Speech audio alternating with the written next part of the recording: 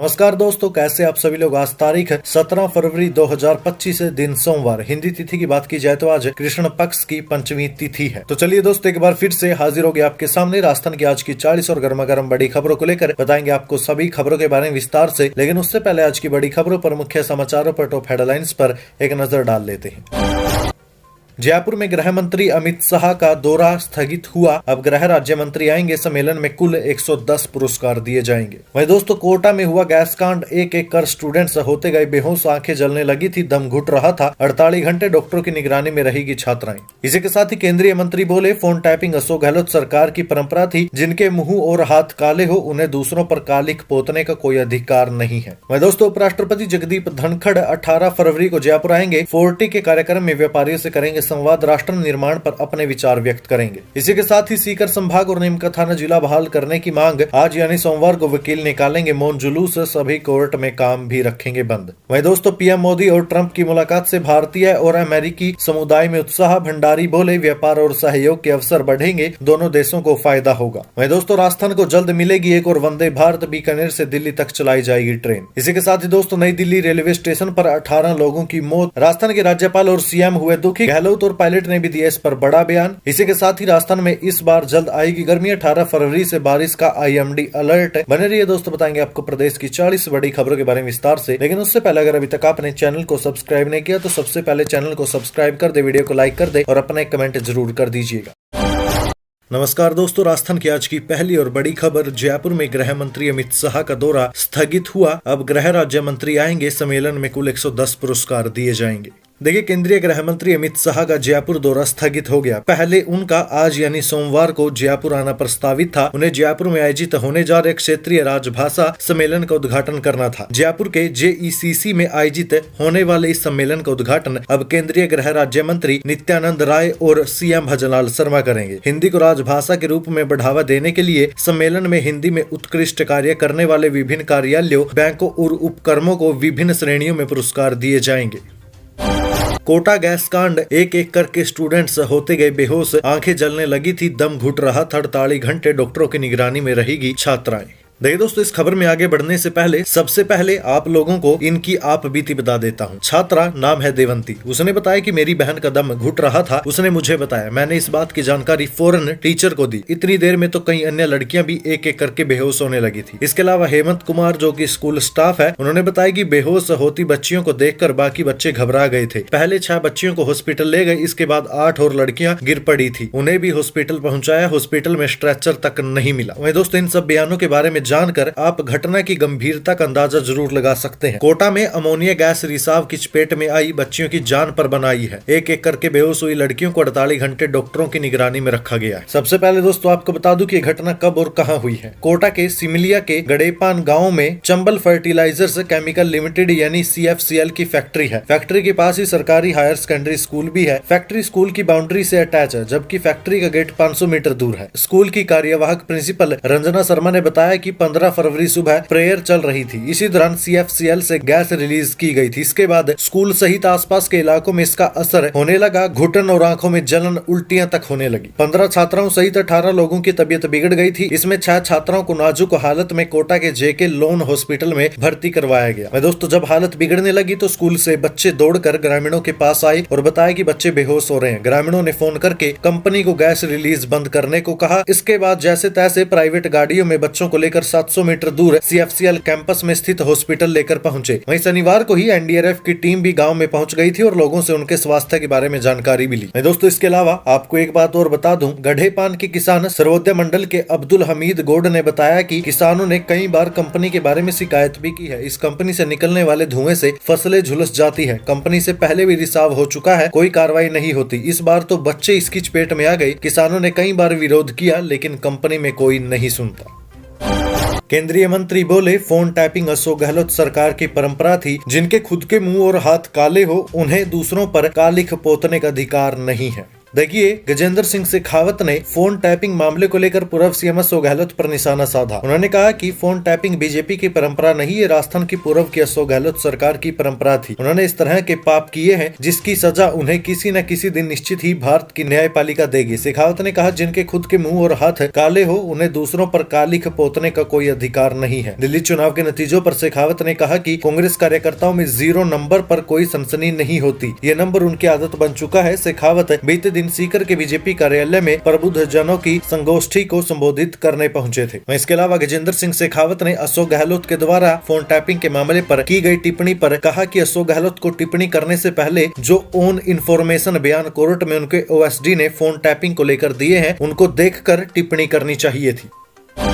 राष्ट्रपति जगदीप धनखड़ 18 फरवरी को जयपुर आएंगे। 40 के कार्यक्रम में व्यापारियों से करेंगे संवाद, राष्ट्र निर्माण पर अपने विचार व्यक्त करेंगे। देखिए, जयपुर में federation of Rajasthan trade and industry यानी 40 की ओर से एक महत्वपूर्ण कार्यक्रम का आयोजन किया जा रहा है। 18 फरवरी को होने वाले इस कार्यक्रम में उपराष्ट्रपति जगदीप धनखड़ मुख्य अतिथि और वक्ता के रूप में शामिल होंगे। कार्यक्रम का विषय राष्ट्र निर्माण में राजस्थान के व्यापारियों की भूमिका रखा गया है। उपराष्ट्रपति 18 फरवरी को शाम 5 बजे एयरपोर्ट से होटल मैरियट में आयोजित कार्यक्रम में पहुंचेंगे, जहां राज्य के प्रमुख औद्योगिक और व्यापारिक संगठनों द्वारा उनका अभिनंदन किया जाएगा। गृह राज्य मंत्री बेढम ने की समीक्षा बैठक, बोले वर्दी वालों पर उंगली उठे ये बर्दाश्त नहीं, अपराधियों के खिलाफ हो प्रभावी कार्रवाई। देखिए, गृह राज्य मंत्री जवाहर सिंह बेढम एक दिवसीय दौरे पर बीते दिन जालोर पहुंचे थे, जहां उन्होंने जिला कलेक्ट्रेट सभागार में कानून व्यवस्था संबंधी बैठक ली। बैठक में उन्होंने अधिकारियों को कहा कि वर्दी पहनने वालों की कमी के कारण वर्दी पर कोई उंगली उठे ये बात बर्दाश्त नहीं की जाएगी। उन्होंने पुलिस अधिकारियों को एनडीपीएस एक्ट, सशस्त्र अधिनियम, ईसी एक्ट और आईटी एक्ट के तहत अधिक से अधिक कार्रवाई करने के निर्देश देते हुए कहा कि अपराधियों के खिलाफ ऐसी कार्रवाई करे कि अपराधी अपराध छोड़ने पर मजबूर हो जाए, तभी अपराधों में कमी आएगी। वहीं पुलिस के पास कोई संसाधनों की कमी हो तो हमें बताएं, मैं बैठा हूं। मंत्री जोगेश्वर गर्ग सांसद हैं, हमें बताएं, लेकिन वर्दी पहनने वाले व्यक्ति की कमी के कारण वर्दी पर उंगली उठे या दाग लगे, हम ये बात बर्दाश्त नहीं करेंगे। गुजरात के सीमा बॉर्डर पर हमारा जिला है, जिसके बाद भी अच्छी पुलिसिंग की जा रही है। सीकर संभाग और नीमका थाना जिला बहाल करने की मांग, आज वकील निकालेंगे मौन जुलूस, सभी कोर्ट में काम भी रखेंगे बंद। देखिए, सीकर संभाग और नीमका थाना जिला बहाल करने की मांग को लेकर सीकर में 31 जनवरी से अभिभाषक संघ सीकर के बैनर तले कलेक्ट्रेट परिसर के बाहर धरना और कार्मिक अनशन जारी है। अब दोस्तों, आज यानी सोमवार को सीकर के वकील काम नहीं करेंगे, इसके साथ ही मौन जुलूस भी निकालेंगे। अभिभाषक संघ के महासचिव नरेश कुमार भूकर ने बताया कि प्रदेश सरकार के द्वारा सीकर संभाग और नीमका थाना जिले को निरस्त करने का फैसला किया गया है, जिसके बाद से अभिभाषक संघ लगातार अपना विरोध जता रहा है। संभाग और जिले को बहाल करने की मांग को लेकर 31 जनवरी से अभिभाषक संघ के द्वारा कार्मिक अनशन धरना शुरू किया गया था। साथ ही निर्णय किया गया था कि हर महीने की 1 और 16 तारीख को सभी कोर्ट में कार्य स्थगन किया जाएगा। मैं दोस्तों, कार्य स्थगन कल यानी 16 फरवरी को करना था, लेकिन कल रविवार था, इसलिए ये कार्य स्थगन आज यानी सोमवार को किया जाएगा। इसके साथ ही शहर में मौन जुलूस भी निकाला जाएगा। पीएम मोदी और ट्रंप की मुलाकात से भारतीय और अमेरिकी समुदाय में उत्साह, भंडारी बोले व्यापार और सहयोग के अवसर बढ़ेंगे, दोनों देशों को फायदा होगा। देखिए, भारतीय और अमेरिकी समुदाय ने प्रधानमंत्री मोदी की अमेरिका यात्रा का स्वागत किया। उनकी राष्ट्रपति डोनाल्ड ट्रंप के साथ हुई मुलाकात से समुदाय में उत्साह है। इस मुलाकात को लेकर भारतीय और अमेरिकी समुदाय के प्रमुख प्रेम भंडारी ने कहा कि प्रधानमंत्री मोदी राष्ट्रपति ट्रंप से मिलने वाले चौथे विश्व नेता हैं। ट्रंप के कार्यकाल के पहले महीने में दोनों नेताओं की मुलाकात द्विपक्षीय संबंधों के महत्व को दर्शाती है। इसके अलावा भंडारी ने कहा कि प्रधानमंत्री मोदी और राष्ट्रपति ट्रंप के बीच मित्रता राष्ट्रपति ट्रंप के पहले कार्यकाल में मजबूत हुई थी, जैसे कि ह्यूस्टन और अहमदाबाद में उनके संयुक्त कार्यक्रमों में साफ नजर आया था। वाशिंगटन में जो हमने देखा वो उनकी व्यक्तिगत केमिस्ट्री थी। हालांकि वे व्यापार, टैरिफ और अप्रवासन नीतियों जैसे चुनौतीपूर्ण विषयों पर भी चर्चा कर रहे थे। पंचायत चुनाव टालने का किया विरोध, राजीव गांधी पंचायती राज संगठन ने कहा, जब 2021 की जनगणना हुई ही नहीं तो कैसे किया जाएगा पंचायतों का परिसीमन। देखिए दोस्तों, राजीव गांधी पंचायती राज संगठन की बैठक कांग्रेस कार्यालय में हुई। यहां प्रदेश मीडिया प्रभारी मिलन चाहिल ने कहा कि राजस्थान सरकार ने नियम विरुद्ध जाकर पंचायत राज के चुनाव को टाल दिया। वन स्टेट वन इलेक्शन के नाम से पंचायत राज के चुनाव को टालना संविधान के आर्टिकल 243A का उल्लंघन है। इसके अनुसार किसी भी परिस्थिति में पंचायत राज के चुनाव को टाला नहीं जा सकता। मिलन चाहिल ने कहा कि परिसीमन करना ही था तो पंचायत के चुनाव के पहले कर देना चाहिए था। आखिर परिसीमन 2019 में हुआ था, अब क्या जरूरत हुई कि परिसीमन किया जा रहा है। जब राज्य में आर्थिक आर्थिक बोझ बताकर 9 जिले और 3 संभागों को निरस्त कर दिया गया है। तो क्या ग्राम पंचायतें और पंचायत समितियों की संख्या बढ़ेगी तो आर्थिक बोझ नहीं बढ़ेगा? जनगणना 2021 हुई नहीं है तो किस आधार पर पंचायतों का परिसीमन किया जाएगा? राजस्थान को जल्द मिलेगी एक और नई वंदे भारत, बीकानेर से दिल्ली तक चलाई जाएगी ट्रेन। देखिए दोस्तों, राजस्थान को एक और वंदे भारत ट्रेन की सौगात जल्द मिलेगी। इस वंदे भारत का संचालन बीकानेर में होगा। इसके आने से दिल्ली तक का सफर काफी आसान हो जाएगा। बीकानेर से दिल्ली के सफर में करीब 1 घंटे 30 मिनट के समय की बचत होगी। फिलहाल बीकानेर से दिल्ली जाने में पौने 8 घंटे का समय लगता है। वंदे भारत के बाद यात्री 6 घंटे और 20 मिनट में ही दिल्ली पहुँच जाएंगे। बीकानेर स्टेशन पर प्रारंभिक मेंटेनेंस की सुविधा मिलते ही वंदे भारत ट्रेन शुरू हो जाएगी। दोस्तों, हाल ही में रेलवे बोर्ड की ओर से इसका अस्थायी टाइम टेबल भी जारी किया गया। अस्थायी टाइम टेबल के मुताबिक वंदे भारत ट्रेन बीकानेर से सुबह 5:55 पर रवाना होगी, जो दिल्ली दोपहर 12:15 पर पहुंचेगी। दिल्ली से बीकानेर के लिए ये ट्रेन शाम को 4:30 बजे रवाना होगी और रात को 10:50 पर बीकानेर पहुंचेगी। नई दिल्ली रेलवे स्टेशन पर 18 लोगों की मौत, राजस्थान के राज्यपाल और सीएम दुखी, गहलोत और पायलट ने क्या कहा? देखिए, प्रयागराज एक्सप्रेस ट्रेन में चढ़ने के लिए दिल्ली रेलवे स्टेशन पर शनिवार रात करीब 10 बजे हुई भगदड़ में अब तक 18 लोगों की मृत्यु की पुष्टि हो चुकी है। अचानक हुई इस दुर्घटना पर राजस्थान के राज्यपाल और मुख्यमंत्री ने दुख जताया। वहीं कांग्रेस के दिग्गज नेता अशोक गहलोत और सचिन पायलट ने इसके ऊपर भी बड़ा बयान दिया है। राजस्थान के राज्यपाल हरिभाऊ किशनराव बागड़े ने नई दिल्ली रेलवे स्टेशन पर हुए हादसे पर गहरा शोक व्यक्त करते हुए कहा कि इस वर्ष से हादसे के मृतकों की आत्मा की शांति और शोक संतप्त परिजनों को ये दुख सहने की शक्ति प्रदान करने की कामना करता हूं। उन्होंने हादसे में घायलों के जल्द स्वस्थ होने की भी कामना की है। इसके अलावा राज्य के सीएम भजनलाल शर्मा ने कहा कि नई दिल्ली रेलवे स्टेशन पर हुए हादसे में जनहानि का समाचार अत्यंत दुखद है। मृतकों के शोक संतप्त परिजनों के प्रति मेरी गहरी संवेदनाएं हैं। प्रभु दिवंगत आत्मा को अपने श्री चरणों में स्थान और घायलों को अति शीघ्र स्वास्थ्य लाभ प्रदान करे। इसके अलावा राज्य के डिप्टी सीएम दिया कुमारी ने इस हादसे पर अपनी प्रतिक्रिया देते हुए कहा कि इस दर्दनाक हादसे में कई लोगों के हताहत होने का पीड़ादायक समाचार पाकर मन स्तब्ध है। मैं ईश्वर से दिवंगत आत्माओं की शांति और घायलों के शीघ्र स्वास्थ्य लाभ की कामना करती हूँ। इसके अलावा कांग्रेस के दिग्गज नेता अशोक गहलोत ने कहा कि नई दिल्ली रेलवे स्टेशन पर शनिवार रात को हुई भगदड़ में कई व्यक्तियों के मारे जाने की खबर अत्यंत दुखद है। इस दुर्भाग्यपूर्ण घटना से पीड़ित परिवारों के प्रति मेरी गहरी संवेदनाएं हैं। कुंभ के चलते उमड़ रही श्रद्धालुओं की भारी भीड़ के लिए बेहतर इंतजाम किए जा सकते थे ताकि ऐसी अप्रिय घटना से बचा जा सके। आशा करता हूँ कि इस घटना के जिम्मेदारों के खिलाफ शीघ्र सख्त कार्रवाई की जाएगी ताकि ऐसे हालात दोबारा न बने। इस ओर भी रेल मंत्रालय ध्यान देगा। घायलों के शीघ्र स्वास्थ्य लाभ की प्रार्थना करता हूँ। इसके अलावा सचिन पायलट ने कहा कि नई दिल्ली रेलवे स्टेशन पर हुई इस भगदड़ के कारण बच्चों सहित कई लोगों की मृत्यु का समाचार बेहद दुख और हृदय विदारक है। शोक संतप्त परिवारों के प्रति मेरी गहरी संवेदनाएं हैं। घायलों की कुशलता और शीघ्र स्वास्थ्य लाभ की कामना करता हूं। वहीं ऐसी घटनाओं के बचाव और रोकथाम के लिए समय रहते प्रभावी कदम उठाए जाने चाहिए जिससे ऐसी घटनाएं भविष्य में दोबारा न हो।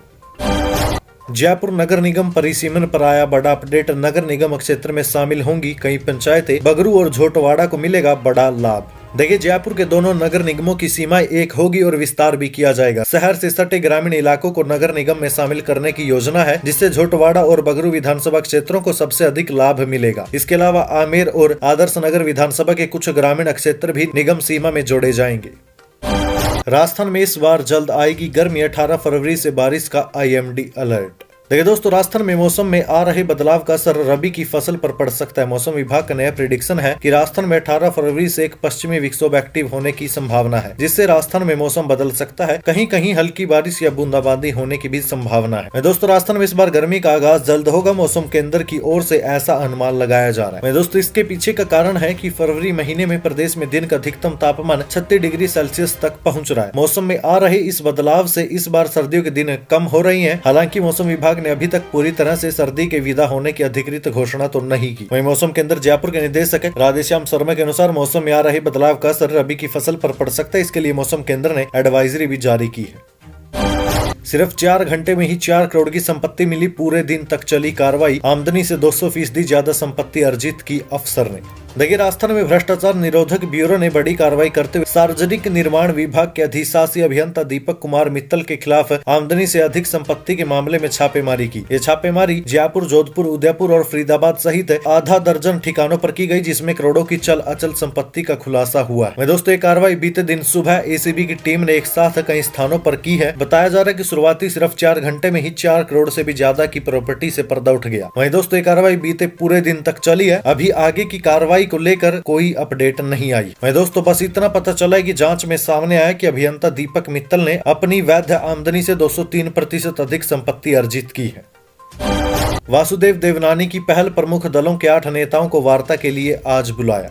देखिए, फोन टैपिंग को लेकर विधानसभा की कार्यवाही में आए गतिरोध के बीच विधानसभा अध्यक्ष वासुदेव देवनानी ने प्रमुख नेताओं की बैठक बुलाई है। ये बैठक आज यानी सोमवार को विधानसभा में होगी। भाजपा सरकार 19 फरवरी को अपना दूसरा बजट पेश करने जा रही है। वहीं फोन टैपिंग को लेकर सीएम से जवाब की मांग पर विपक्ष अभी भी अड़ा हुआ है। इस गतिरोध को दूर करने और बजट पेश करने में किसी तरह की बाधा उत्पन्न न हो, इसे ध्यान में रखते हुए ये बैठक बुलाई गई है। सभी दलों के बड़े नेताओं को बैठक में बुलाया गया है।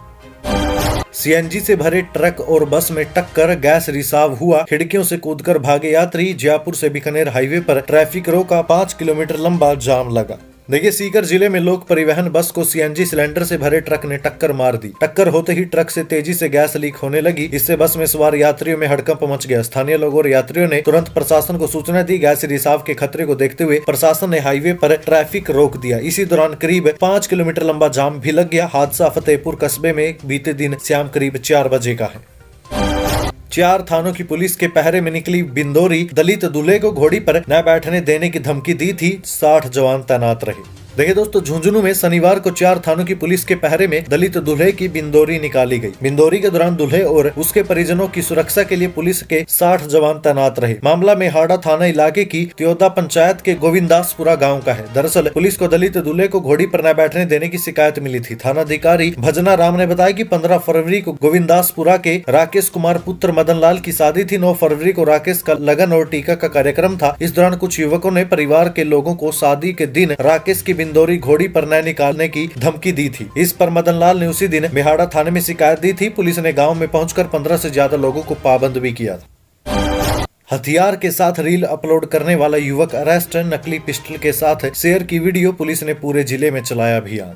देखिए दोस्तों, सोशल मीडिया पर फेमस होने के लिए स्टंट करने वालों के खिलाफ दौसा पुलिस अब सख्त हो गई है। आप इस बात को ध्यान से सुन ले। पुलिस ने नकली पिस्टल और स्पीड बाइक के साथ रील बनाने वाले युवक को गिरफ्तार कर लिया। पुलिस द्वारा जारी वीडियो में 2 युवक स्पीड बाइक के पास खड़े हुए ड्रिंक कर रहे हैं, जिसमें एक युवक के हाथ में पिस्टल दिख रही है, जिसका वीडियो सोशल मीडिया पर शेयर होने के बाद पुलिस ने संज्ञान लेते हुए युवक पिंटू ढोई निवासी बिछलावास को गिरफ्तार कर लिया। पुलिस कार्रवाई के बाद गिरफ्तार युवक हाथ जोड़कर कह रहा है कि मैंने सोशल मीडिया पर नकली पिस्टल की रील अपलोड कर दी थी, जिसके बाद पुलिस ने गिरफ्तार कर लिया। ऐसे में मैं आप सभी लोगों से निवेदन करना चाहता हूं, चाहे वो दौसा जिले के हो या फिर राज्य के किसी भी जिले से इस वीडियो को देख रहे हैं, मैं आपसे निवेदन करता हूं कि सोशल मीडिया पर इस प्रकार की वीडियो अपलोड न करें। वहीं दूसरी ओर पुलिस ने व्हाट्सएप हेल्पलाइन नंबर जारी करते हुए कहा है कि सोशल मीडिया पर हथियार के साथ रील, स्टोरी और पोस्ट करने वालों की सूचना देने पर त्वरित कार्रवाई की जाएगी। साथ ही इस प्रकार की सूचना देने वालों के नाम भी गोपनीय रखे जाएंगे। तो आप लोगों से मेरा यही निवेदन है कि ऐसे काम बिल्कुल भी न करें, जिससे आप खुद मुसीबत में पड़ जाए। क्योंकि आजकल लोग सोशल मीडिया पर फेमस होने के लिए ऐसे उठपटांग काम करते रहते हैं और बाद में वो हाथ जोड़ते हैं कि हमसे गलती हो गई, हम ऐसा नहीं करना चाहते थे। उसके बाद कोई फायदा नहीं। इसलिए पहले ही सावधानी बरते। फेमस होने के चक्कर में ऐसे काम न करें जिससे आप संकट में पड़ जाएं।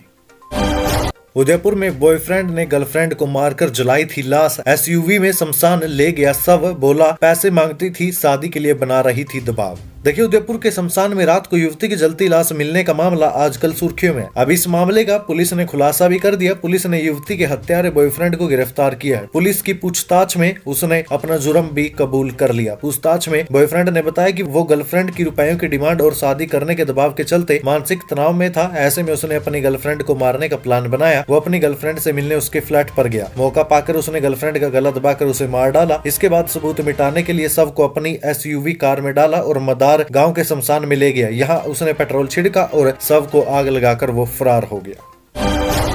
राजस्थान के स्कूल में उर्दू सब्जेक्ट बंद करने का विरोध है। विधायक बोले भेदभाव कर रही है सरकार, विधानसभा से लेकर कोर्ट में लड़ाई लड़ेंगे। देखिए दोस्तों, राज्य में उर्दू को बंद करके संस्कृत सब्जेक्ट शुरू करने का विवाद बढ़ता ही जा रहा है। राजस्थान की भजनलाल सरकार के आदेश के बाद कांग्रेसी नेताओं ने सरकार के खिलाफ मोर्चा खोल दिया। उन्होंने कहा कि अगर सरकार ने फिर से स्कूल में उर्दू का अध्ययन शुरू नहीं करवाया तो वो विधानसभा से लेकर कोर्ट तक में कानूनी लड़ाई लड़ेंगे। दोस्तों, इस मामले पर कांग्रेस विधायक रफीक खान ने कहा कि सरकार के इस फैसले का पुरजोर विरोध कर रहे हैं। हम इस मुद्दे को विधानसभा से लेकर कोर्ट में लेकर जाएंगे, क्योंकि ये बच्चों के साथ किया हुआ सरकार का भेदभाव है, जो किसी भी सूरत में बर्दाश्त नहीं किया जाएगा। स्कूल में सरकार को अगर संस्कृत टीचर का पद सर्जित करना है तो करे, हमें इससे कोई आपत्ति नहीं। उर्दू को बंद नहीं किया जाना चाहिए। राजस्थान से मध्य प्रदेश के बीच रेलवे ट्रैक को मिलेगा कवच, खराब मौसम में भी फराटे से दौड़ेगी ट्रेन। देखिए, राजस्थान और मध्य प्रदेश के बीच करीब 162 किलोमीटर लंबा रेलवे ट्रैक भी स्वचालित ट्रेन सुरक्षा प्रणाली यानी कि कवच से लैस होगा। रेलवे बोर्ड से इसकी स्वीकृति मिलने के बाद पश्चिम मध्य रेलवे ने इसकी निविदा प्रक्रिया शुरू कर दी है। कोटा जिले के सोगरिया रेलवे स्टेशन से मध्य प्रदेश के रुठियाई रेलवे स्टेशन के बीच ये कार्य 2 साल में पूरा होगा।